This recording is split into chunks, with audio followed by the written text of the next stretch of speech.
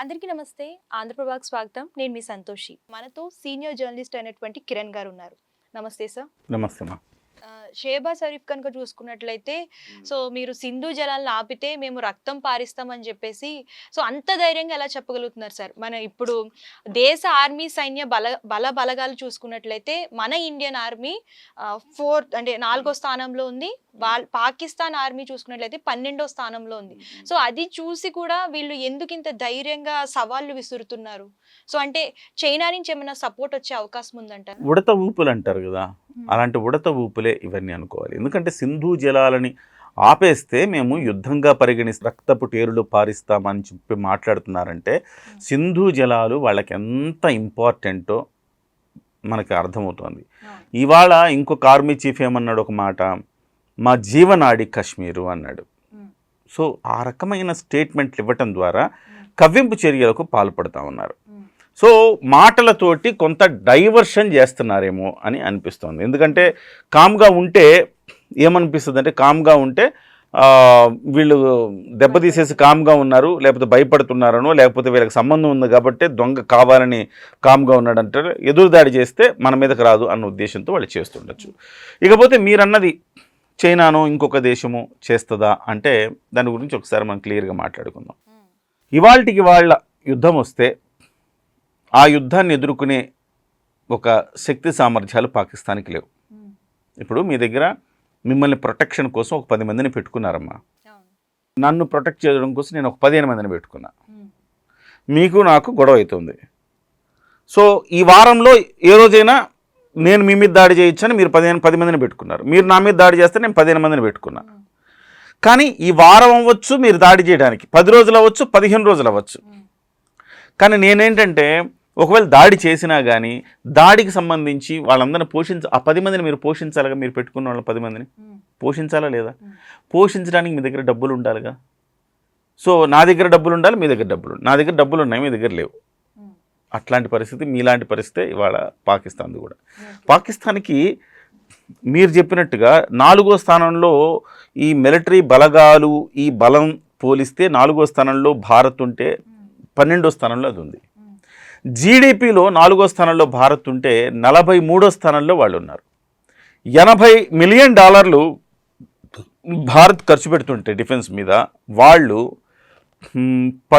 7.6 billion డాలర్లు వాళ్ళు ఖర్చు పెడుతున్నారు. చాలా వ్యత్యాసం ఉంది కదా. చాలా చోట్ల చూస్తారు, యుద్ధ ట్యాంకర్లు చూస్తారా, లేకపోతే ఎయిర్ ఫోర్స్ క్రాఫ్ట్స్ చూస్తారా, ఎయిర్ క్రాఫ్ట్స్ చూస్తారా, లేకపోతే బలగం చూస్తారా, ఏం చూసినా 50 లక్షల మంది భారత సైన్యం ఉంటే 51 లక్షల మంది, వాళ్ళు 17 లక్షల మంది ఉన్నారు. ఎటు చూసినా కానీ కనుచూపు మేరలో లేరు వాళ్ళు. అదొకటి పాయింట్. రెండో పాయింట్, మీరు యుద్ధం వచ్చింది, యుద్ధం వస్తే యుద్ధ ట్యాంకులకి ఆయిల్ నింపాలా? యుద్ధ ట్యాంకులు కావచ్చు, ఇంకోటి కావచ్చు, వెహికల్స్ నడవాలి కదా. మొత్తం ట్రాన్స్పోర్ట్కి బయట నుంచి ఎక్కడి నుంచి రాదు, ఇంకా ఆయిల్ నిల్వలు రావు. ఇక యుద్ధం ఒకసారి స్టార్ట్ అయిపోయిందంటే బయట నుంచి ఆయిల్ ఇంపోర్ట్స్ తెచ్చుకోవడం అనేది సాధ్యం కాదు. సో ఆ రకంగా చూసుకుంటే వాళ్ళకి 58% రిఫైనరీలే పనిచేస్తున్నాయి. అంటే నిల్వలు చేసుకునే ఆయిల్ రిఫైనరీలు 58% పనిచేస్తున్నాయి, 42% పని చేయట్లేవి. అంటే వాళ్ళకి ఆయిల్ రిఫైనరీ ద్వారా వచ్చేది కూడా వారం 10 రోజులకి మించి ఆ యుద్ధ ట్యాంకులకు కావచ్చు, ఇతర వాహనాలకు కావచ్చు, ఇంధనం కూడా సరిపోదు. ఇకపోతే వైమానిక దళానికి కావాల్సిన ఇంధనం కూడా 3 రోజుల కంటే మించి సరిపోదట వాళ్ళకి ఇవాళ ఉన్న సిచ్యువేషన్. విదేశీ మారక ద్రవ్యం కూడా వాళ్ళ దగ్గర ఉన్నది $6.5 మిలియన్. సో ఈ పరిస్థితుల్లో వాళ్ళు యుద్ధాన్ని కొని తెచ్చుకుంటారా అంటే యుద్ధాన్ని కొని తెచ్చుకోరు. ఒకవేళ యుద్ధం వచ్చినా ఒక 3-4 రోజుల్లో, వారం రోజుల్లోపు మట్టు పెట్టేస్తుంది భారత్. అలాంటి స్థితిలో పాకిస్తాన్ ఉంది. కాబట్టి నేనేమనుకుంటానంటే వాళ్ళు యుద్ధం చేయడానికి సాహసించకపోవచ్చేమో అని నేను అనుకుంటున్నా. మనకు ఆ సాహసం ఉంది, మనకు ఆ ధైర్యం ఉంది, మనకు ఆ బలగం ఉంది, బలం ఉంది. కానీ వాళ్ళకి లేదు కదా. అందుకోసం నువ్వు అన్నట్టు వాళ్ళు విదేశాల మీద ఆధారపడతారు. సో వాళ్ళకి ఆ సామర్థ్యం లేనప్పుడు ఎందుకు సరి కవ్వింపు చర్యలు అన్నీ కూడా చేయడం అంటే ఇవన్నీ మాట నేను లేస్తే మనిషిని కాదు అంటూ ఉంటాం కదా, అది సామెత ఉంది కదా. నేను లేస్తేనా అంటే వాళ్ళు లేసేది లేదు, వాడు ఇంకా చేసేది ఏం లేదు. అట్లాంటి మాటలు ఉడత ఊపులు అన్నట్టుగా సహజంగా ఆవేశాల్లో మాట్లాడే మాటలు, వాళ్ళ ప్రజలను సంతృప్తి పరచటానికి చేసే వ్యాఖ్యలు అవన్నీ.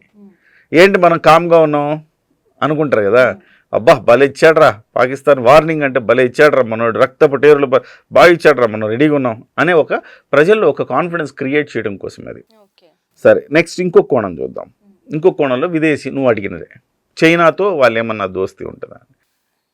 గతంలో చైనా వాళ్ళకి మద్దతుగానే ఉంది, ఇవాళకి కూడా చైనా వాళ్ళకి మద్దతే, కానీ యుద్ధానికి సిద్ధమయ్యేంత మద్దతు ఇస్తుందా అంటే ఇవ్వదు అని అనుకోవాలి.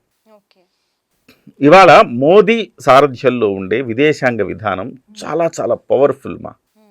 ఎంత పవర్ఫుల్ అంటే మనం అనుకుంటాం ఎప్పుడు చూసినా మోదీ విదేశాల పర్యటనలు ఇన్నిసార్లు విదేశాలకి, అంటే ఆయన ఏమన్నా టూరిస్టా ఊరికే విదేశాలంతా తిరగడానికి, ఆయన నా అన్వేష్ లాగే ఉన్న ప్రపంచ యాత్రికుడు కాదుగా. కానీ వెళ్ళాడంటే అర్థం ఏంటంటే విదేశాంగ విధానాన్ని బలపరిచాం, గతంలో ఎన్నడూ లేనంతగా విదేశాంగ విధానాన్ని బలపరిచాం. ఇవాళ మనల్ని కాదని ఒక్క దేశం కూడా పాకిస్తాన్కి మద్దతు ఇచ్చే పరిస్థితి కనబడట్లా. తటస్థంగా ఉండాలా, లేకపోతే మనకు మద్దతు ఇవ్వాలా.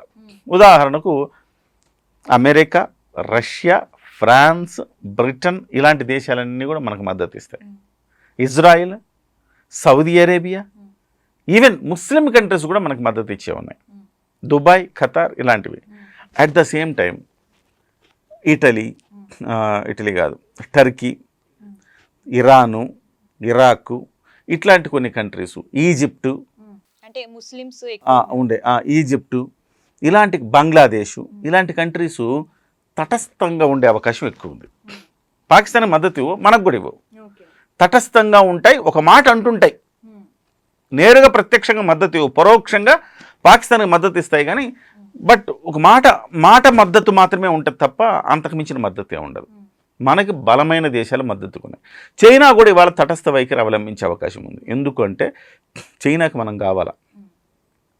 అమెరికా ఎప్పుడైతే ఆంక్షలు విధించిందో చైనా మీద, చైనాకి మనం కావాలా. కాబట్టి ఇవాళ చైనా నుంచి ఐఫోన్ల తయారీ యూనిట్లు మొత్తం భారత్లోకి వచ్చేసినాయి. ఇవాళ అమెరికా వాడు ఐఫోన్ వాడినా భారత్లో తయారు చేసిన ఐఫోనే వాడాలా. మనకు అమెరికా నుంచి ఐఫోన్లు పంపిస్తుంటారు కదా చాలామంది. సో ఇవాళ మన దేశంలోనే తయారవుతాయి ఐఫోన్లు. సో కాబట్టి నేనేమంటున్నానంటే అంటే చైనాతో ఎప్పుడైతే గొడవైందో అమెరికాకి, ఈ వాణిజ్య సంబంధాలు ఎప్పుడైతే కట్ అయిపోయాయో వాళ్ళకి చాలా పెద్ద లాస్. వాళ్ళు ఏం చేయాలి ఇప్పుడు? భారత్ మీద ఆధారపడాలి. సో భారత్తో మనకి ఫ్రెండ్షిప్ లేకపోతే వాళ్ళు ఆర్థికంగా దెబ్బతినిపోతారు. అందుకోసం ఇప్పుడు ఏం చేస్తారంటే వాళ్ళు ఆర్థికంగా దెబ్బతినకూడదు కాబట్టి వాళ్ళు ఇప్పటికే స్నేహస్తం చాచారు. మన భారత్తో మనం మిత్రత్వంగా ఉండాలి, లేకపోతే కష్టము, అటు అమెరికా కాదని భారత్ కూడా కాదంటే మనకు కష్టం అనేసి. కాబట్టి వాళ్ళు కూడా మద్దతు ఇవ్వరు. సో ఇవాళ ప్రపంచంలో భారతదేశం కూడా ఏం చేస్తుందంటే ఇమ్మీడియట్గా దాడులు చేయదు. మీరు అనుకుంటున్నారు కదా ఇప్పుడు రేపో మాపో యుద్ధం వచ్చేస్తుంది అని చెప్పేసి అనుకుంటున్నాం కదా. యుద్ధం అయితే రేపో మాపో రాదు. విదేశాంగ విధానం ద్వారా పాకిస్తాన్ని ఏకాకిరి చేయటం అనేది లక్ష్యంగా ఇవాళ పనిచేస్తుంది భారత్. ఇవాళ అన్ని దేశాలు కూడా పాకిస్తాన్ని ఇక పొడుచుకు తింటాయి అన్నమాట, భారత్కి మద్దతు ఇస్తుంటాయి. తద్వారా ఏకాకి అయిపోయిన తర్వాత మరింత వీక్ అయిపోతుంది. సో ఈ రకంగా అంటే నీ చుట్టుపక్కల ఉండే వాళ్ళందరినీ నీకు దూరం చేసావనుకో భయపడిపోతావు కదా నువ్వు. సో ఆ విధానాన్ని ఒకవైపు అవలంబిస్తూనే రెండో వైపు పాక్ ఆక్రమిత కాశ్మీర్ని వశపరుచుకునేంత దాడి అయితే జరుగుతుంది.